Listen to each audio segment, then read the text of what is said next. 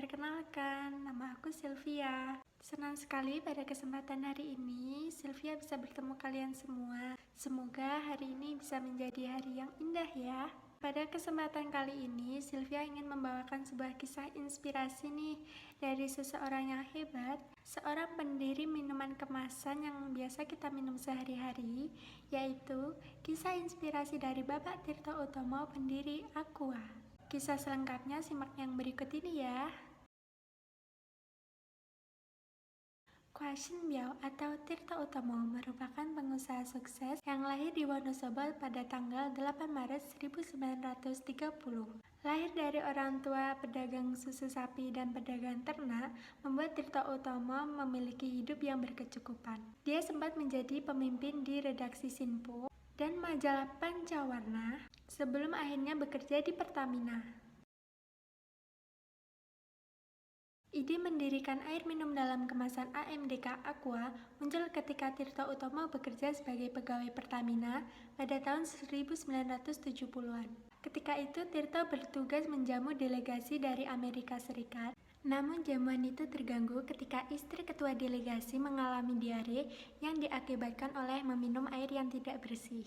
Hal itu dikarenakan pada umumnya air konsumsi adalah air yang direbus, bukan air yang dikemas dalam botol. Tirto kemudian menyadari bahwa tamu yang berasal dari negara barat tidak terbiasa mengkonsumsi air yang direbus, melainkan air yang disterilkan. Dari sanalah ide Tirto muncul melihat di Indonesia belum ada air dalam kemasan.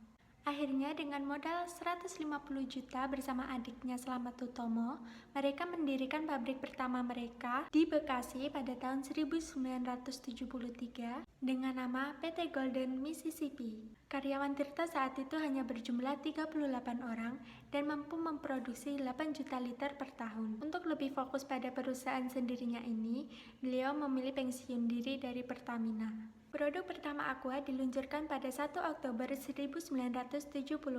Saat itu minuman berkarbonasi seperti Coca-Cola dan Sprite sedang naik daun, sehingga gagasan menjual air mineral tanpa rasa ini dianggap sebagai ide gila.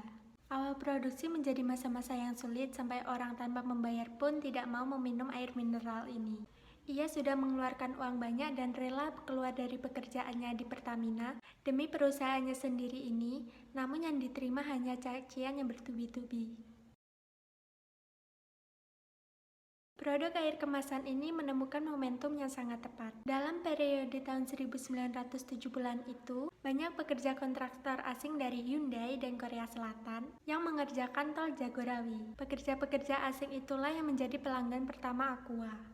Kebiasaan meminum air kemasan di tengah pengerjaan proyek ini rupanya menular kepada pekerja lokal. Dari mulut ke mulut, lantaran kepraktisannya, Aqua mulai diterima di masyarakat. Pasar pun terbuka, omset pun mulai naik. Agaknya orang mulai percaya bahwa air kemasan ini memiliki kualitas yang tinggi. Pada tahun 1982, Aqua mengganti bahan bakunya yang semula dari sumur bor menjadi air mata pegunungan. Mereka mengganti bahan baku air mereka dikarenakan air mata pegunungan memiliki komposisi alami dan kaya nutrisi. Semakin produknya yang meluas di tanah air, pada tahun 1984, Aqua membuka perusahaan kedua mereka di Pandaan Malang untuk menyangsa pasar di Jawa Timur. Aqua juga mulai memperkenalkan kemasan kecil mereka, yaitu kemasan yang berisi 220 ml air berbentuk gelas plastik. Salah satu kutipan terkenal Bapak Tirto Utomo adalah, banyak orang mengira memproduksi air kemasan adalah hal yang mudah. Mereka pikir yang dilakukan hanya memasukkan air keran ke dalam botol. Sebetulnya tantangannya adalah membuat air yang terbaik, mengemasnya dalam botol yang baik, dan menyampaikannya ke konsumen.